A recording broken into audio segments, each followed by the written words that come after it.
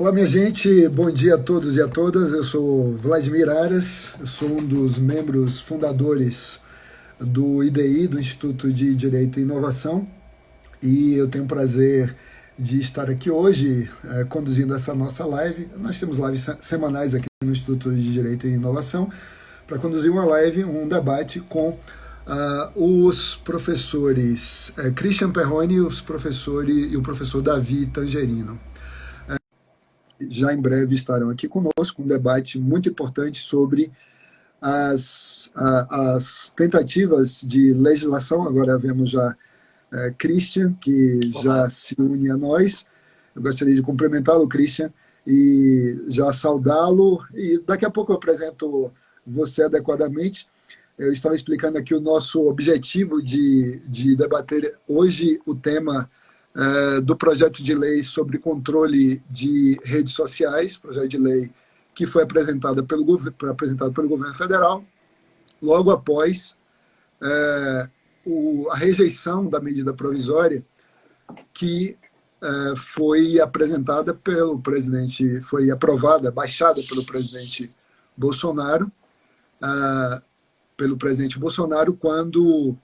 quando essa medida provisória 1068 de setembro de 2021 foi rejeitada pelo Senado Federal num movimento até bem interessante do presidente do Senado, porque não é toda hora que nós vemos o Senado recusar uma medida provisória.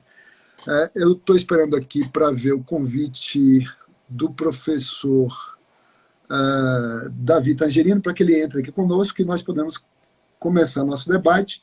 Mas eu já aproveito, então, para apresentar o professor Christian Perrone, que é do Instituto do ITS Rio de Janeiro. Deixa eu abrir aqui o nosso convidado de hoje, nosso primeiro convidado. Ele é jurista, pesquisador Fulbright, da Universidade de Georgetown, nos Estados Unidos, doutorando pela Universidade Estadual do Rio de Janeiro, com foco em regulação internacional e tecnologia. Possui também um LLM em Direito Internacional na Universidade de Cambridge, no Reino Unido, e diploma em Direito Internacional dos Direitos Humanos pelo Instituto Universitário Europeu. Funcionou como secretário da Comissão Jurídica Interamericana da OEA e especialista em Direitos Humanos da Comissão e da Corte Interamericana de Direitos Humanos, e atualmente seus interesses versam em políticas públicas, em tecnologia e regulação. Além de advogado e consultor de políticas públicas, é coordenador da área de Direitos e Tecnologia do ITS Rio de Janeiro e Instituto de Tecnologia e Sociedade do Rio de Janeiro. Me baratinei todo aqui, o currículo enorme, impressionante de Christian, a quem ouviremos agora para a sua saudação inicial, enquanto eu tento aqui, Christian, ver o ingresso do professor Davi Tangerino. Muito obrigado aí, doutor Vladimir Aras. É um prazer aqui estar conversando com vocês e com toda essa galera que está nos escutando. E muito gentil, assim, ler todo o meu currículo, podia ser algo mais resumidinho aí. O mais importante é que, efetivamente, ando trabalhando com essa área de direito internacional há alguns anos e agora, mais nos últimos 3, 4 anos, trabalhando aí junto ao ITS e com essa interface entre regulação e tecnologia, né? Então, justamente o nosso tema de hoje, falando sobre essa proposta de lei que tenta, de alguma forma, lidar com as redes sociais e com a situação do conteúdo nos espaços digitais. Então, é super importante. Aí já venho acompanhando há um bom tempo. Vai ser um enorme prazer estar aqui com essa galera e com vocês aí, conversando sobre o que, efetivamente, hoje a gente tem também, inclusive, uma novidade, né? Parece que a discussão com relação ao PL 2630 também está nesse caminho aí. Está abrindo. Então é super importante, aí já venho acompanhando. Ficou aí com eco, você está ouvindo também pela internet. Muito Claro. bem. Então, eu estou vendo aqui, eu estou recebendo um aviso aqui que o professor Tangerino não está conseguindo entrar. Eu vou mandar o convite aqui para ele, para ver se ele consegue aceitar o meu convite. para ingresso aqui. Vamos ver se dá certo agora, para que a gente possa conversar. Obrigado a Christian pela gentileza de aceitar o nosso convite. Ter assim um especialista com você é bastante... Agora sim, o professor Tangerino entrou. Tudo Saudações, bem? professor Davi Tangerino. É uma honra tê-lo aqui também conosco hoje no debate do IDI sobre controle de redes sociais, que é o tema que está fixado aí. E eu fixei com o nome errado porque é bem difícil. Eu acho que o Instagram precisa resolver isso. É bem difícil você comandar uma live e escrever no celular enquanto fala. É realmente difícil. Está escrito errado, mas é controle de redes sociais. E eu quero cumprimentar o professor Davi Tangerino, que é advogado criminalista, doutor em Direito Penal pela Humboldt em Berlim e pela USP também, professor da Universidade do Estado do Rio de Janeiro e da Fundação Getúlio Vargas da GVLO de São Paulo, que é um dos grandes penalistas do nosso país. Realmente uma honra para nós tê-lo aqui, professor Tangerino. E você, vamos nos chamar de você, né? Deixar as formalidades aqui. Eu sempre me chamo de você e vamos bem assim. Você tem a palavra aí para a sua saudação inicial. Muito bem, queria então, desde logo, agradecer muito o professor Vladimir Aras pelo convite, cumprimentar o Christian. É uma alegria poder bater esse papo aqui. Acho que esse assunto que já tinha sua atualidade lá atrás, né, Vladimir? Agora... tivemos aí anteontem o relatório da CPI que avançou também nesse assunto, né? Então restaurou uma proposta de um lado de criminalização das fake news, vamos conversar aqui, eu acho um problemão isso, e de outro propostas do tipo vincular o CPF para as pessoas usarem rede social, e se não por outro motivo, a nossa experiência lá atrás de regular e-mail gerou como resultado a gente não ter nenhum e-mail brasileiro, né? Então também o quanto essas tomadas de decisão têm um impacto na própria inclusão do Brasil no campo da tecnologia, né? Então é isso, meu bom dia a todas e todos e devolvo a palavra ao Vladimir. Muito obrigado, Davi. Então vamos aqui fazer um debate bem dinâmico, né? Acho que um bate-papo mesmo para que fique mais interessante para quem nos acompanha e depois para quem vai assistir esse debate nos momentos seguintes pelo IGTV. Eu queria introduzir rapidamente o tema e aí passo consecutivamente a palavra para vocês, para que vocês façam suas reflexões. A primeira coisa que a gente precisa lembrar é que, como vocês mesmos já disseram, esse tema é um tema recorrente. Em setembro, o presidente da República expediu a medida provisória 1068 de 2021, na véspera do feriado de 7 de setembro, o que causou um impacto enorme na opinião pública, especialmente entre aqueles estudiosos como vocês e outros tantos, que lidam com essa temática de redes sociais e que conhecem o funcionamento do Marco Civil da internet, porque era uma proposta que vinha para alterar, por medida provisória, um texto que foi muito debatido, longamente debatido, pelos diversos stakeholders, ao longo de meses, talvez mais do que isso, não lembro ao certo, mas que resultou num texto legal que é considerado o Bill of Rights da internet no Brasil, a Carta de Direitos Fundamentais da internet no Brasil. E a polêmica não foi apenas por isso, a polêmica foi também porque se trata de uma matéria que, segundo os especialistas, não poderia ter sido objeto de medida provisória, porque não havia um requisito de urgência e, por outro lado, não havia uma matéria vedada pela Constituição. O que é que isso ocasionou? Isso ocasionou, depois dessa reação massiva da sociedade, ocasionou o inédito, que eu comentei no início, o inédito ato na verdade não é inédito, já tinha acontecido uma vez, né? Mas poucas vezes se dá, raro ato, do presidente do Senado, presidente do Congresso Nacional, de restituir uma medida provisória e não tramitá-la. Foi o que aconteceu. No mesmo dia, isso aconteceu em 14 de setembro, e no mesmo dia a ministra Rosa Weber, isso, obrigado, concedeu a medida cautelar, sustando essa medida provisória em duas ADIs que foram, uma ou duas ADIs que foram propostas pelo PSB e pela OAB, que também foi contrária à aprovação desse texto. Muito bem. voltamos à estaca zero. Pouco depois, e é por isso que estamos aqui conversando sobre esse assunto com o Davi Tangerino e com Christian Perrone, veio um projeto de lei do governo com exatamente o mesmo conteúdo. Então é sobre isso que eu quero ouvir. Primeiro o professor Davi, depois Christian. Maravilha. Acho que como fala inicial, viu, Vladimir, Christian e quem nos acompanha aqui, antes até de entrar nas particularidades do projeto de lei, né,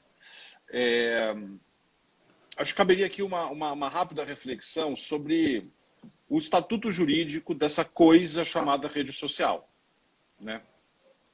Porque ele é um ambiente, na minha percepção, e aqui talvez eu use demais o chapéu de criminalista, ele é um ambiente privado, né? Regulado por normas de direito privado. Então, o Marco Civil da Internet tem lá uma ampla regulamentação, mas quem entra, quem adere a uma plataforma dessa, automaticamente concorda, ainda que não se dê o trabalho de ler nas minúcias, com um tal de termo de uso e serviço, né? Agora, evidentemente eu não estou dizendo que por ser um ambiente privado, né, então tudo pode acontecer, né? E nós não precisaríamos de grandes incursões aqui, porque há exemplo de outros tantos ambientes privados, universidades, clubes, supermercados. Você não pode fumar no supermercado, né? Você não pode nadar pelado no seu clube. Então, ambientes privados são regulados por normas de direito público. E aqui, só pensar em termos de direito penal, né, que também é a especialidade do Vladimir, nós temos as figuras como incitação do crime, nós temos incitação ao criminoso, nós temos ameaça, nós temos todos os delitos sexuais, inclusive incidentes sobre criança e adolescente, enfim, né? Então, qual que é o tema tenso nessa, me parece, né? Nessa colisão de normas de direito privado e normas de direito público? A tal da desinformação, né? Que é um bicho... Como é que é a história do juiz da Suprema Corte, né? Que pornografia ninguém sabe definir, mas todo mundo sabe o que é quando vê uma. Desinformação tem meio essa cara, né? Que é uma fumaça difícil de você colocar num quadradinho, e daí a minha resistência que nós criminalizemos as fake news em si, né? Mas que as pessoas acham que sabem o que é, né? E aí a questão e acho que a questão toda se afunila quem pode ser árbitro desse conteúdo, e se arbitrar este conteúdo tem alguma semelhança com a figura da censura, né?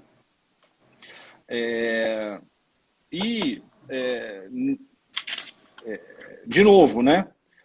O primeiro árbitro, e aí eu vou usar árbitro mesmo, porque para mim não é censura, é a própria plataforma que diz quem quer brincar nesse espaço está sujeito a um conjunto de regras. E quando eu considerar esse conteúdo inapropriado, ele vai ser removido. Ou ele vai ter o seu impacto reduzido, ou ele vai ser marcado como de baixa qualidade, né? Mas isso dá um poder enorme para a plataforma de decidir o que é certo ou errado, né? Então, bom, de novo, né? Primeiro é um contrato de adesão. Você decide participar dessa plataforma se você quiser, né? Mas em segundo lugar, por que eu disse que ele era o primeiro árbitro? Porque existe um segundo árbitro, né, com uma força bastante grande e bastante regulamentada, se não por outros instrumentos, pelo Marco Civil, que é o Judiciário, né? Então, se o seu conteúdo, se você está se sentindo perseguido por aquela exclusão, o Judiciário estará aberto para mediar esse conflito. O que me parece inegável, e aí eu vou devolver a palavra, é que as redes sociais se tornaram um espaço de socialização muito forte, né? Muito permeado em todos os aspectos da vida social, né? De modo que o impacto dessas plataformas tem ali uma certa dimensão para além do mero direito privado, né? E, portanto, ao contrário até do que talvez sinalizem esses críticos que gostariam de poder, sob o pretexto de liberdade de expressão, falar as mais diversas abobrinhas. E se fosse só abobrinha, né, Cristian Vladimir, a gente administrava, a gente está acostumado com a abobrinha. O problema é quando essa abobrinha tem um impacto na saúde pública, na segurança pública, nas instituições democráticas, né? E aí, até o meu sinal seria contrário, né? Eu acho que se tivesse que ter um controle sobre os termos de uso dessas plataformas, não seria, na minha opinião, limitando o direito de moderar, mas, ao contrário, impondo o ônus, né, de não fomentar ou não permitir a propagação desse conteúdo, desse tipo de conteúdo nessas redes. E, de novo, o Marco Civil tem solução simples para isso, né, determinada remoção. É aí que começa o ônus dessas plataformas. E, né, Cristian Vladimir, nós temos uma experiência antiga. O ECA, me corrijam aqui, o ECA é de 90, né? O ECA é bem antigo. E o ECA criminaliza aquele que... Qual foi o ponto médio encontrado no ECA? Né? Para não criminalizar o meio. Criar uma figura omissiva. Aquele que notificado não retira o conteúdo, aí então está sujeito à incidência da norma. Então, eu acho que nós já temos acomodações bastante democráticas no desenho legislativo, né? E eu acho que as investidas aí não são investidas de caráter público, de melhora do debate público, mas de buscar salvaguardas para um falso direito de expressão. Já falei muito aqui, Vladimir, mas como pontapé inicial, como eu enxergo o coração aqui do problema, tá?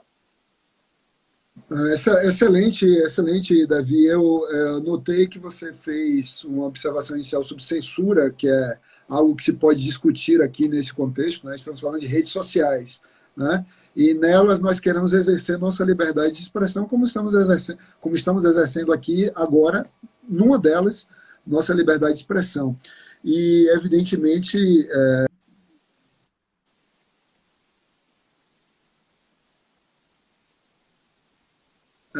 essa possibilidade de haver um controle realizado pelo Estado.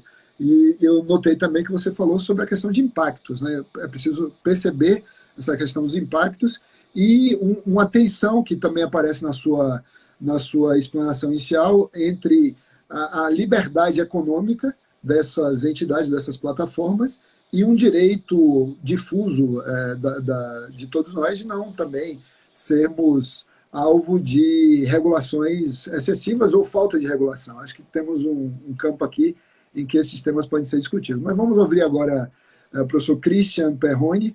Temos a alegria também de tê-lo aqui. Vamos saber a opinião dele também sobre a ideia em si. Muito obrigado aqui, doutor Davi, também muito interessante a sua colocação. Acho que a gente chegou num ponto nevrálgico da questão, que é realmente entender qual é a função dessas plataformas, né? Qual é o papel que elas devem tomar nesse espaço de manter as redes sociais, manter esse elemento aí que a gente está utilizando como uma grande praça de discussão, né? Aí a gente pode discutir se é praça pública, praça privada, se é híbrida, mas a grande questão é que muito da nossa discussão atual realmente acontece nas plataformas e a gente tem que entender qual é a função dessas plataformas. Eu concordo muito que a função dessas plataformas é de primeiro momento. Mas antes de eu entrar aí na minha percepção, eu gostaria de dar um passo atrás para a gente entender um pouquinho do contexto, né? Porque eu acho que essa é uma discussão que não vem ocorrendo somente no Brasil. O Brasil é das instâncias em que essa discussão vem ocorrendo internacionalmente. E eu acho que é bom a gente entender o elemento internacional para ver também o quanto isso impacta no Brasil aqui de uma forma mais do dia a dia, né? A gente percebe quando a gente fala dessa questão de moderação de conteúdo nas plataformas, existem dois campos principais aí da discussão. Um lado diz que a plataforma não atua de maneira suficiente. E aí temos uma situação, entre aspas, tóxica das plataformas, em que elas têm muita discriminação, muito discurso de ódio, etc, etc. Do outro lado do campo, nós temos um grupo que diz que não, as plataformas estão atuando demais. E com isso estão... Aí vem a palavrinha que o doutor Davi aí mencionou muito bem. Estão censurando o discurso de uma série de pessoas, mais que tudo, de pessoas de um campo de vista da direita. Tá? Então, internacionalmente, existe esse cabo de força dos dois lados. De um ponto de vista da realidade, eu acho que é um pouco os dois campos. Na realidade, as plataformas, elas não retiram do ar tudo que efetivamente poderiam retirar, e do outro lado, elas também cometem alguns erros aí. E a grande ideia genial do Marco Civil da internet, que eu acho que muito bem colocado do Dr. Davi, mas eu gostaria de explicar para as pessoas, para deixar bem claro, a grande sacada do Marco Civil da internet é que ela faz o seguinte, ela diz, olha, entre a postagem do conteúdo e uma ordem judicial, quem pode atuar é as plataformas. As plataformas, elas têm um ônus e são obrigadas necessariamente a atuar depois da decisão judicial. Tá? E aí, se as plataformas atuarem, então não importa, vale tudo, vale a plataforma censurar? Não, a plataforma vai poder também ser levada para o judiciário para responder se ela cometeu algum erro. Então, se a plataforma retirar do ar, diminuir a expansão do conteúdo, se efetivamente gerar um impacto negativo e contrário à legislação brasileira, então elas também têm que responder frente ao judiciário. Então, muito bem, o Dr. Davi colocou claramente aí que o papel da plataforma é um papel inicial e que tem um ônus após o judiciário apreciar e tem que lidar em consideração. Então, não é que as plataformas elas estão livres, não é um espaço de ninguém, não é terra de ninguém, não é terra sem lei. Efetivamente, ela tem que responder também no judiciário. Tá? A única questão é, elas têm um certo grau de imunidade, tá, frente ao conteúdo de terceiro, se ela simplesmente não atuar até o momento da ordem judicial. Então existe um espaço de tempo aí que as plataformas têm um certo grau de liberdade para atuar de maneira ativa, proativa. Tá? Então é importante a gente deixar bem claro que não é que elas podem atuar de qualquer maneira e não é que o judiciário não vai ser chamado para tomar uma decisão. E sim que o judiciário realmente ele vai proteger os indivíduos frente a uma atuação muito forte das plataformas e vai tomar uma decisão final obrigando as plataformas quando elas não atuarem, quando elas forem omissas. Né? A grande questão para mim aqui é justamente qual é o papel das plataformas no sentido de qual é a transparência quanto à atuação que elas têm que fazer e em que sentido o resto da sociedade tem que forçar de alguma forma elas atuarem quando é necessário e forçar que elas não atuem quando não for necessário. Né? Então a questão é justamente qual é o papel da plataforma nesse sentido. E eu diria que o PL ele acaba pecando justamente por modificar essa lógica de equilíbrio muito bem feita do Marco Civil da internet. Muito obrigado, Christian. Você traz aí uma questão muito importante no início sobre o quadro internacional, não é um problema só que nós vemos no Brasil, essas tensões não são apenas presenciadas aqui, a própria natureza transnacional, ou multinacional ou global da internet leva a que problemas semelhantes aconteçam em países distintos, e talvez seja interessante a partir daí buscar quais são as soluções no direito comparado para questões complexas como essas. E você também menciona algo muito importante, que são os controles falhos. Controles falhos podem ser falhar para deixar de regular quando deveria ter sido regulado, ou um certo conteúdo, ou um certo perfil, ou o contrário, né? O contrário também seria negativo.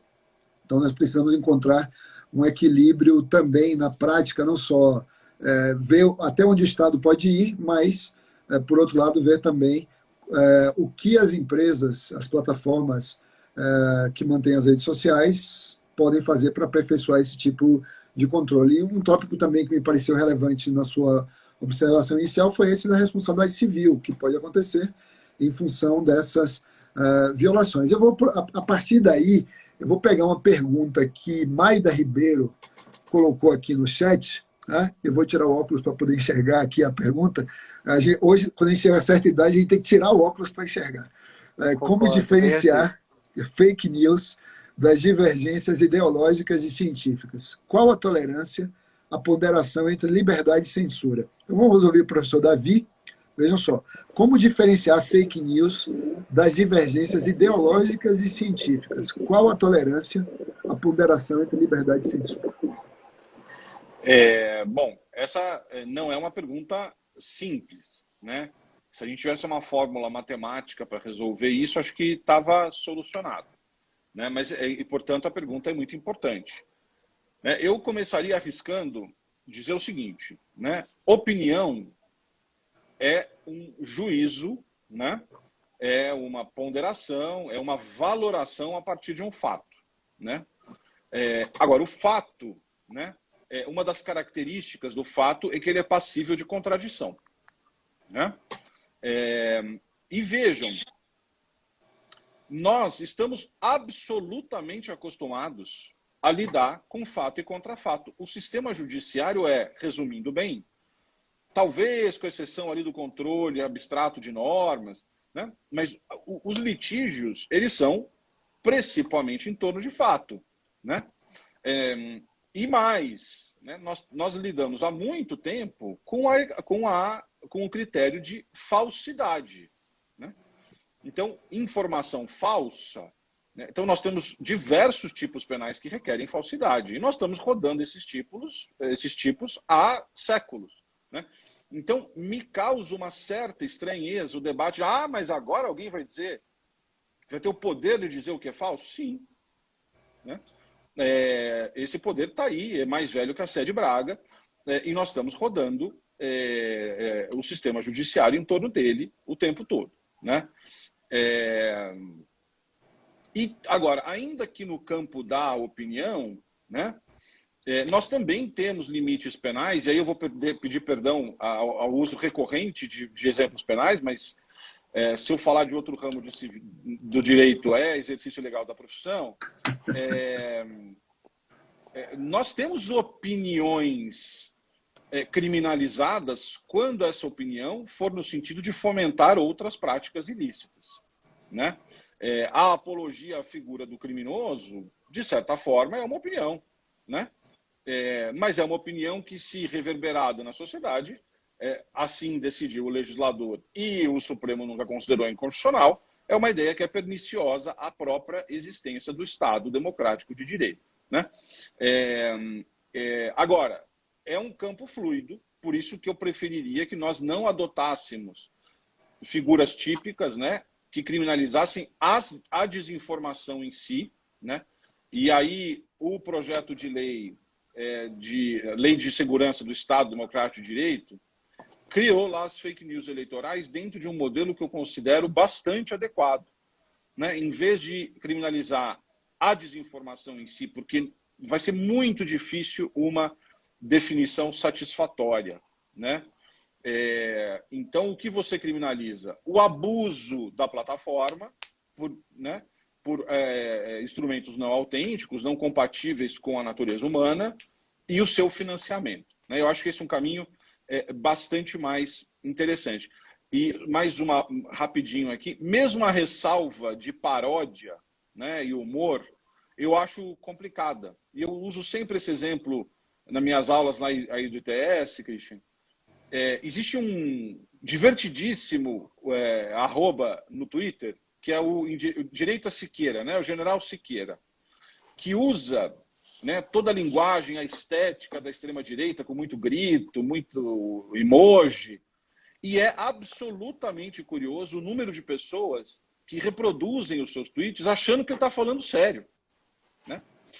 Então, mesmo as ressalvas de humor e paródia, num país de baixa escolaridade, baixa densidade crítica, como é o caso brasileiro, já tem os seus riscos, né? Mas é isso. Acho que o Christian tem muito mais a agregar aqui nessa pergunta do que eu. Muito bem, Christian. Vamos lá. Vamos ouvir a sua opinião sobre essa difícil questão. Eu acho que você falou muito bem, assim, doutor Davi. Efetivamente, você tocou no cerne da questão. Eu primeiro diria que eu acho a expressão fake news meio complexa, né? Porque ela também tem múltiplas acepções, né? Por um lado, ela pode ser usada do ponto de vista de que uma notícia ela é falsa e vai em direção ao que a mídia está dizendo, e outra quer dizer o que a gente está, de uma certa forma, mais pensando, que é desinformação, né? Que é justamente bem que você, o Dr. Davi, colocou muito bem, claramente, que é essa situação que você pega, discute sobre um determinado fato e, de alguma forma, com alguma intencionalidade negativa. Então, a grande questão aqui por trás é que é muito difícil de você efetivamente definir o que é desinformação. Mas a gente consegue definir uma série de situações em que causa impactos negativos. E eu acho que é nesse caminho que a gente deve ir, né? Por exemplo, quando a gente vê que uma determinada expressão ela acaba gerando uma situação de ordem pública em que as pessoas realmente causam dano na população.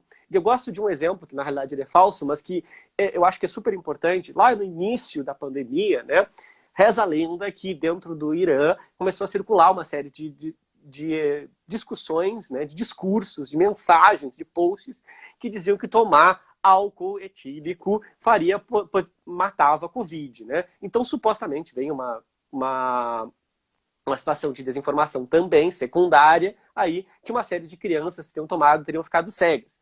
Aí tu tem uma mistura de informações que são verídicas com informações que são inverídicas, mas que acabam causando um impacto na sociedade.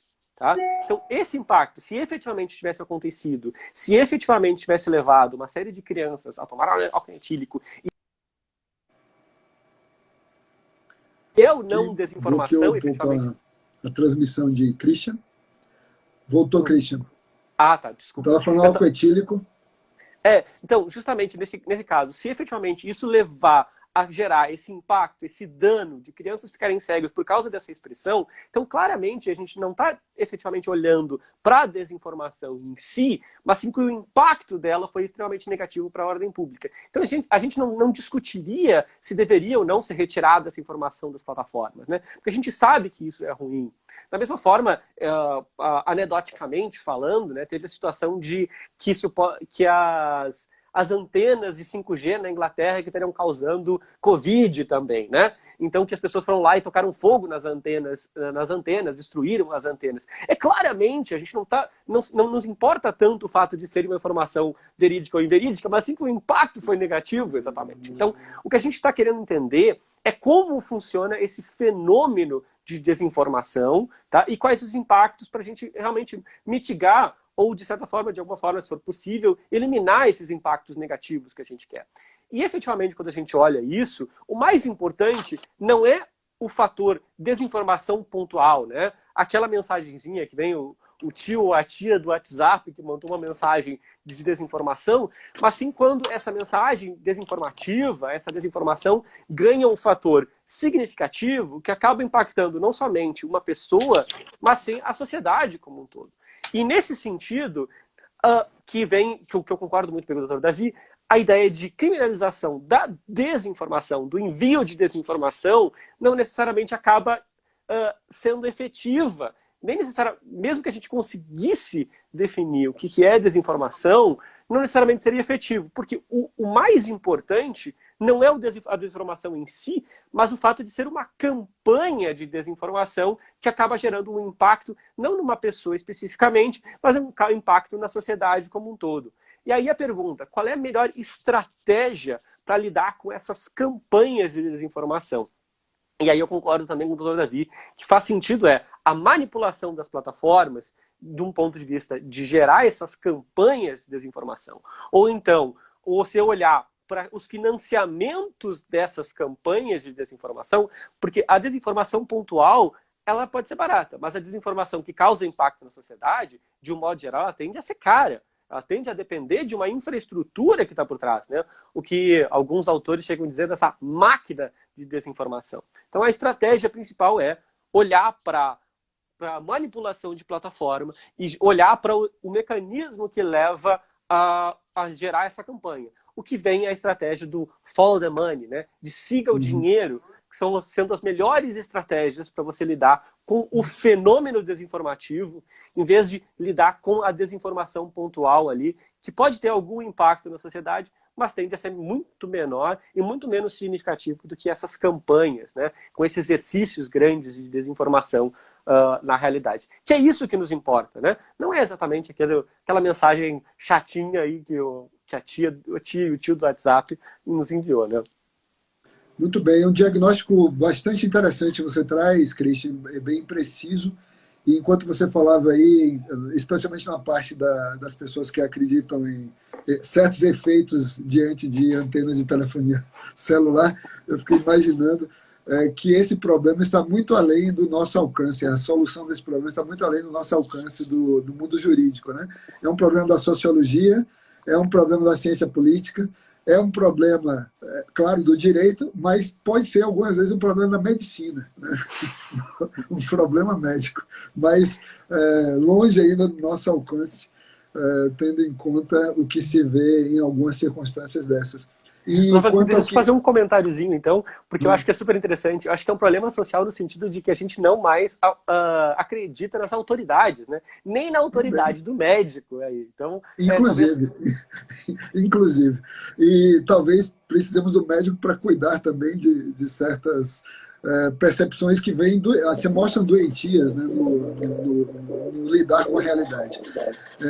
E quanto ao que disse Davi na sua exposição, eu achei bastante interessante quando ele refutou, sem dizer o nome, Tribunal da Verdade, refutou esse argumento de que o que se quer, na verdade, é criar um Tribunal da Verdade.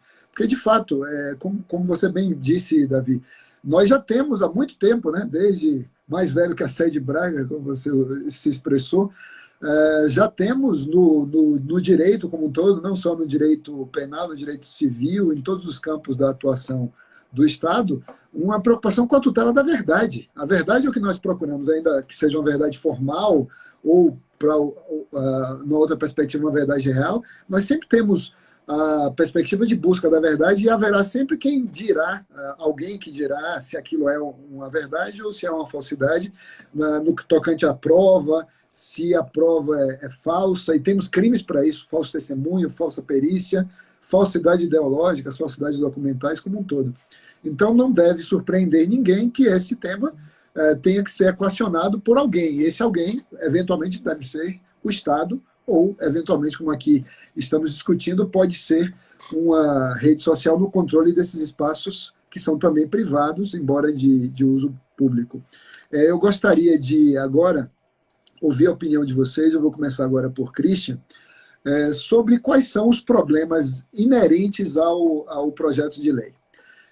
Quais são os principais problemas? Um deles foi resolvido, que era a veiculação por medida provisória, que é um óbice intransponível. Mas nele próprio, o que é há de mais pernicioso?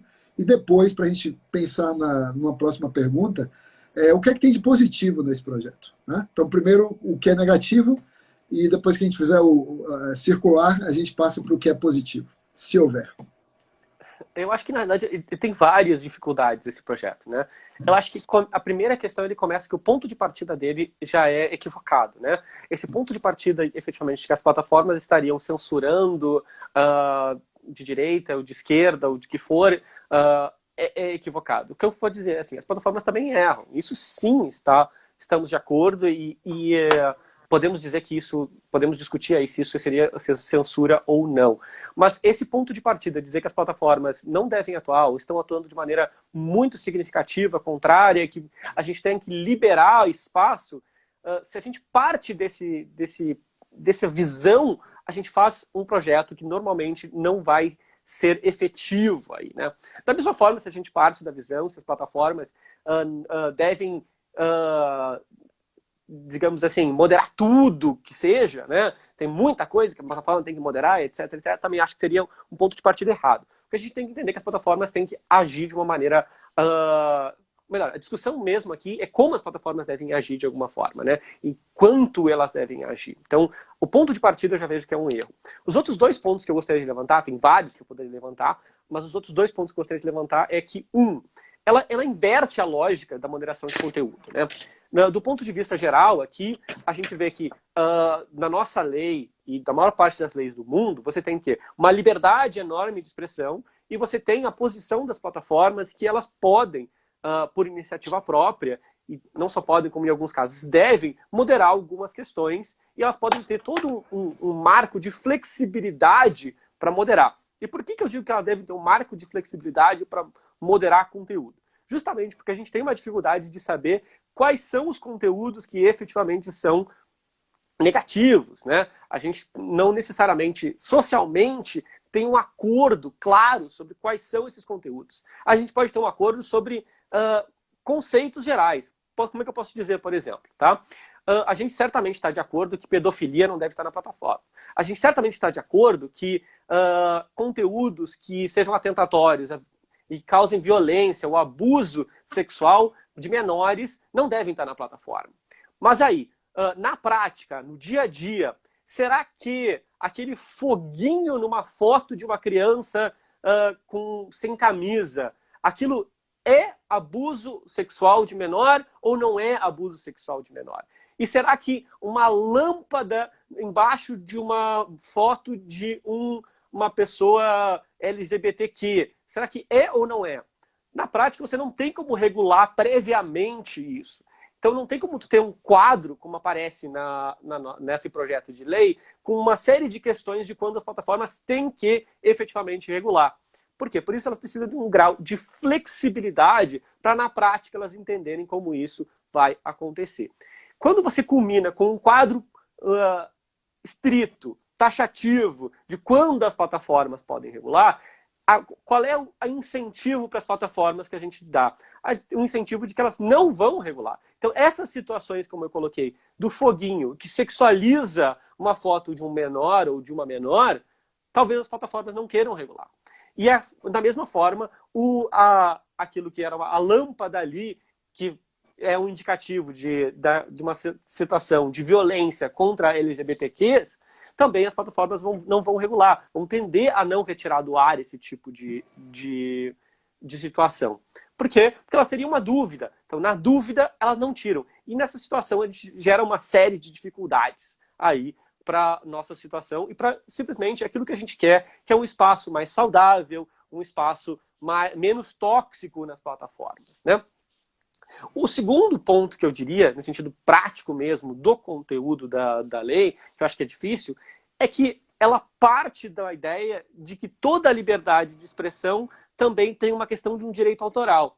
Tá? Porque a gente vê que, olha, toda a lógica da antiga MP e agora do PL parte de que a Secretaria de Direito Autoral é que vai ser um dos órgãos aí que vai regular essa situação de moderação de conteúdo.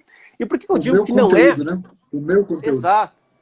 Exato. Mas nem todo, ou melhor, a gente pode dizer, toda a expressão pode ser vista como tendo direito autoral. Mas isso não quer dizer que você ter um direito autoral, você tem um direito a ser publicado. Né? Quantas pessoas não morreram sem ter suas obras publicadas? Né? Quantos pintores não tiveram nunca seus quadros amostrados em uma galeria? Será que a gente tem um direito de mostra, direito de publicação? Não. Mas isso não quer dizer, isso não nega que você tenha a liberdade de expressão e também não nega que você tenha um direito autoral à sua obra. Então, essa lógica que o governo está querendo vender de que, olha, você tem toda a liberdade de expressão tem que ser somada com o direito autoral e, por isso, tem que ser regulado pela Secretaria de Direito Autoral, é um erro, é uma visão equivocada sobre tanto liberdade de expressão quanto direito autoral, né? Então, só para agora voltar e resumir, eu acho que o ponto de partida desse PL é ruim, ele é equivocado, o ponto de partida é que as plataformas necessariamente estão censurando discursos de direita.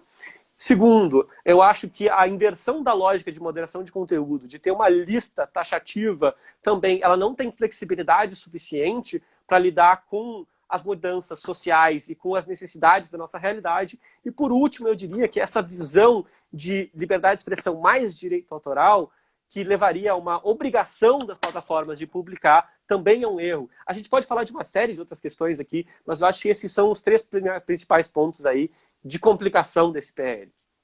Certo. Muito bem.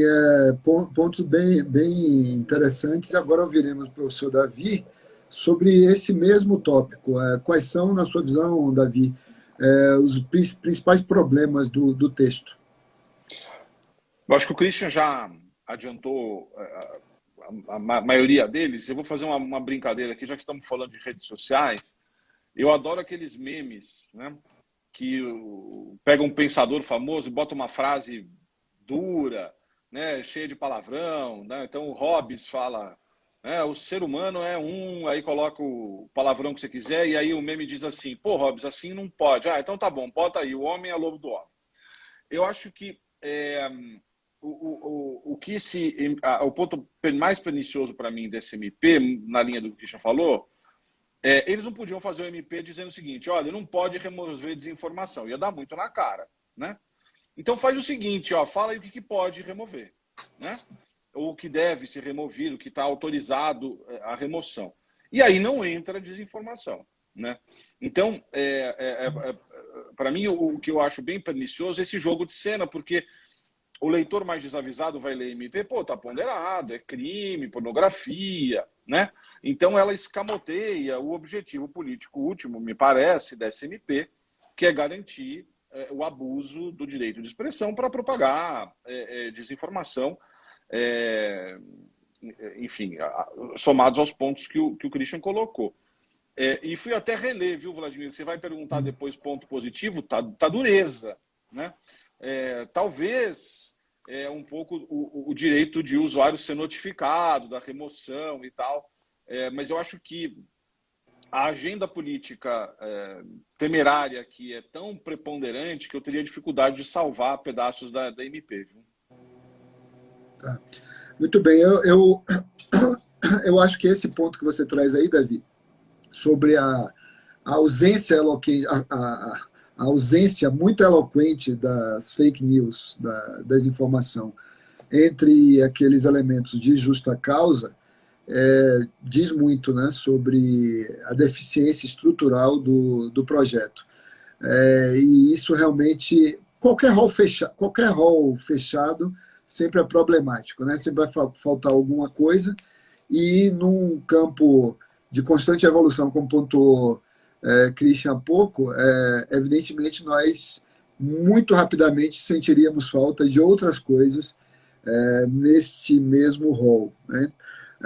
E também, Christian, eu acho que você traz uma crítica bem interessante aí quando põe na mesa o tema da lei dos direitos autorais, que também é alterada, não é só o Marco Civil que é modificado por esse projeto de lei, que basicamente copia a medida provisória, não mudou nada, só o veículo, e a mudança não atinge apenas o Marco Civil, mas também a lei de direitos autorais de 1998, o que aponta na linha desse seu entendimento aí de mistura de instâncias inadequadamente, né? E até a escolha das autoridades ficará para um momento posterior, né? O texto não diz nem que autoridade será essa, fica para se definir posteriormente quem de fato seria encarregado desta missão. Então vamos tentar agora identificar se, para além do próprio debate, é importante debater, então esse é um aspecto positivo, né?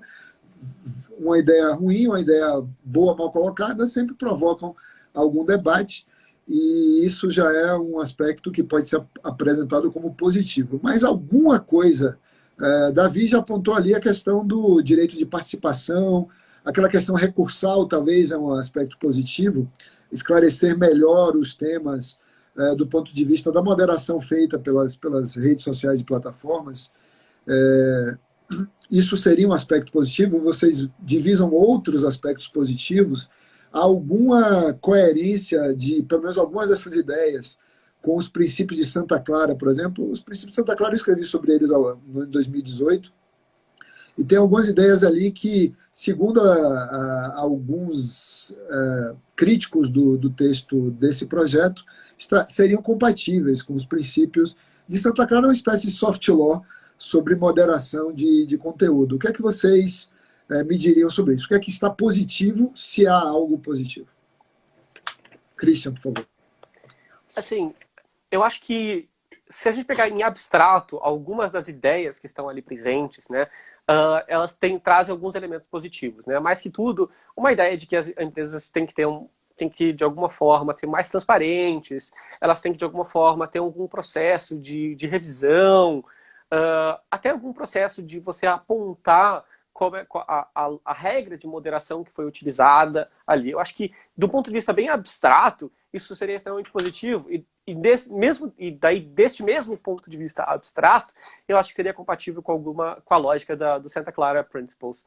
Né? Mas, na prática, o modo como foi a linguagem que foi utilizada pelo MP e depois pelo PL, ela traz elementos muito complicados, eu diria que não são os melhores elementos que poderiam trazer para essas questões aí. Né? Eu acho que a gente tem que ter, por exemplo, uma lógica coletiva de que as empresas têm que trazer mais transparência, seja ela de um ponto de vista de relatórios mais constantes de transparência, particularmente das grandes empresas, né? Particularmente das empresas que têm um impacto maior aí. Eu acho que a gente tem isso seria positivo, tá? Do ponto de vista de transparência pontual, assim, eu acho que faz sentido a gente pensar que para as decisões de moderação de conteúdo, deveria ter também algum grau de indicativo de onde surgiu essas decisões, qual o elemento dos termos de uso que foram utilizados, alguma questão de impacto. E eu acho que também é positivo a gente indicar que deve existir um mecanismo de revisão. Acho que esses 3 pontos seriam positivos. Só que na prática mesmo a gente percebe que o modo como foi estruturado, particularmente com relação à justificativa, o modo como isso foi estruturado, ele engessa essa lógica de transparência e cria uma situação muito complexa, internamente, né, que vira um mini CPC, né? O mínimo código de processo CPC, né? O mínimo código de processo civil para moderação de conteúdo das plataformas, né? Que cria tantos direitos, tantas especificidades ali, o que acaba engessando a possibilidade de você efetivamente ter inovação, ter formas de ser mais rápido para você modificar isso, né? Então, assim, para resumir, eu acho que em abstrato tem alguns pontos positivos com a ideia de transparência, necessidade de revisão, mas na prática eu acho que o texto em si e a linguagem que foi utilizada é bem complexa. Muito bem, então vamos ouvir agora Davi sobre esse mesmo tópico, se há algo positivo, e aí a gente já se encaminha para o final, porque faltam só 8 minutos para a gente encerrar aqui a live, e eu quero ouvir vocês no final, para vocês já irem pensando também nisso, sobre como é que nós poderíamos resolver de fato essa questão. Qual seria o veículo adequado? Seria uma lei ou se isso ficaria para ser resolvido pelas próprias plataformas, ou se nós precisaríamos ter um outro texto diferente desse, ou se já há alguma ideia no Congresso que vocês conheçam e que esteja no caminho correto. Então vamos ver primeiro, Davi, sobre os eventuais aspectos positivos. Não, eu acho que eu já tinha até adiantado aqui, o Christian tem muito mais conhecimento, né? Eu sou só um criminalista dando uns pitacos aqui. Que é isso? Nada disso. Enfim, acho que esse caminho do direito do usuário, da possibilidade de descontar... Contraditório, Davi. Criminalista adora contraditório. Contraditório. Acho que tem um possível horizonte positivo, mas acho que isso se encaixa bem na sua pergunta, né, Vladimir? Então, o que fazer? Né? De novo, usando o meu chapéu, eu não avançaria para uma agenda punitiva diretamente no assunto de fake news. Acho que isso é uma armadilha enorme, né? Até porque a gente é obrigado a olhar o conjunto das coisas, né? Não dá para descolar essa discussão, Vladimir, da famigerada PEC 521 que caiu, né? Então, imagina um tipo de fake news com um CNMP, com o poder que estava sendo desenhado de impor uma agenda ferindo a autonomia funcional do Ministério Público. É o caminho andado para quem tiver no poder perseguir criminalmente aquele que disputar ideologicamente, né, o que poderia ser rotulado como fake news. Então, a minha desconfiança do poder punitivo ela é generalizada e, nesse aspecto, eu acho bastante particular. Nós tivemos uma experiência, Vladimir, que eu acho que tem um horizonte interessante, que foi e o TSE tem um desenho normativo que facilita esse tipo de conversa, né? Que foram os diálogos que o TSE fez com as diversas plataformas em assunto eleitoral, que gerou um monte de frutos positivos, né? Marcação de desinformação, redução de propagação em mensageria privada, etc. Isso tudo me faz pensar se o melhor caminho não seria uma regulação, a exemplo do CONAR, né? Dentro do próprio mercado. Autorregulamentação. Autorregulamentação, com, claro, participação da sociedade civil, do Estado, etc., é um tipo de regulação que, por natureza, é mais flexível, né?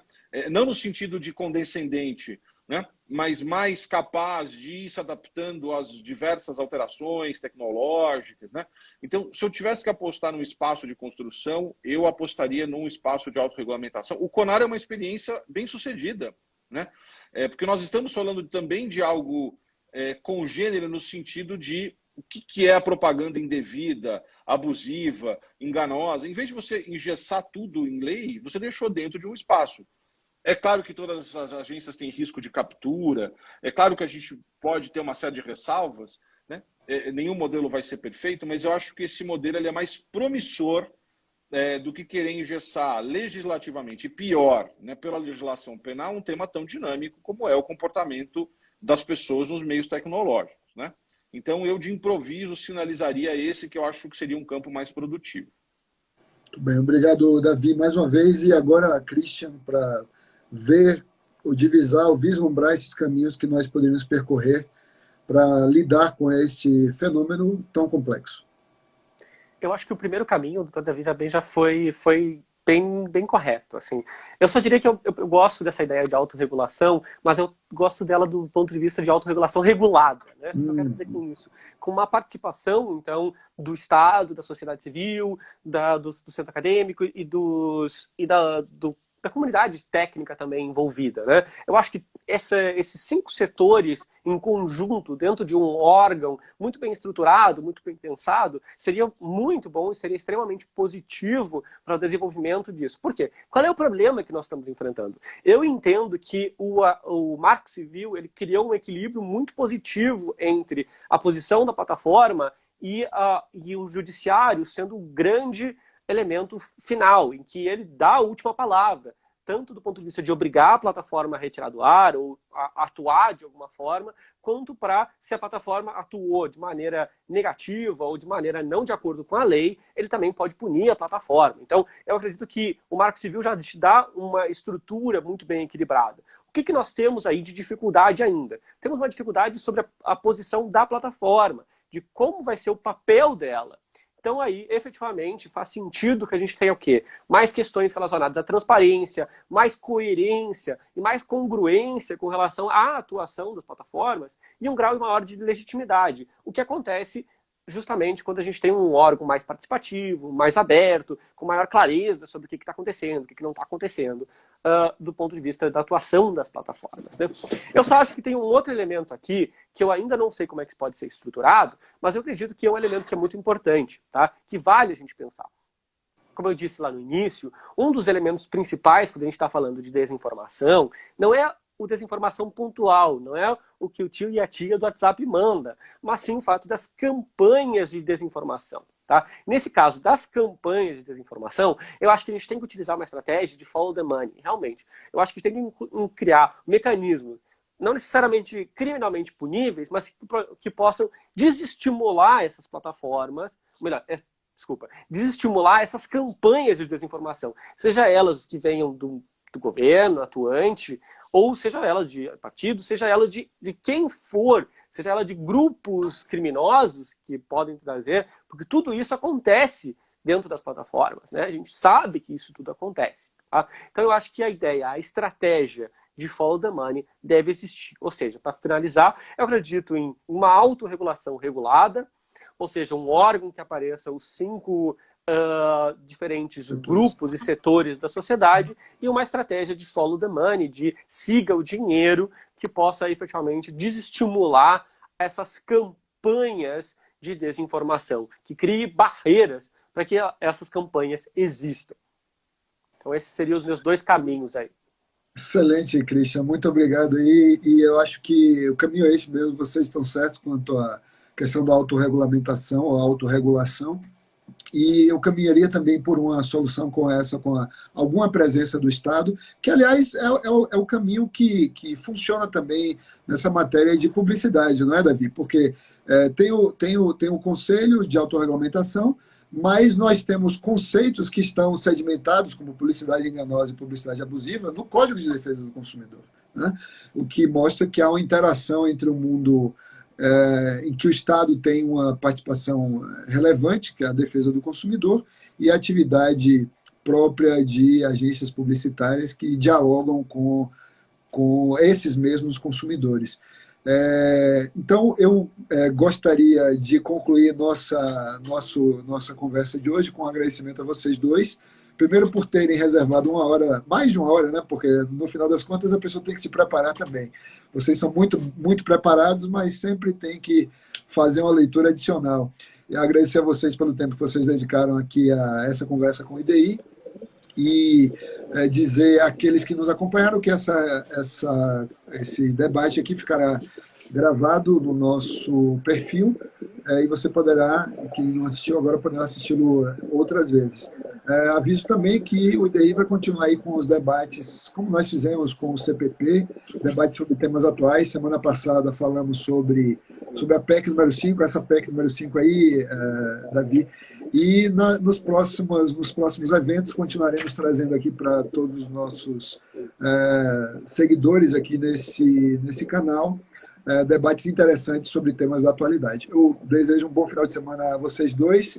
Agradeço de novo a você, Christian, pela sua gentileza, também, Davi, pela sua generosidade de estarem aqui. É isso. E deixo até a próxima. Valeu, obrigado, gente. Bom abraço, final de semana. tchau. Obrigado, Christian. Obrigado, Vladimir. Tchau, tchau. Um prazer aí. Tchau, tchau, gente.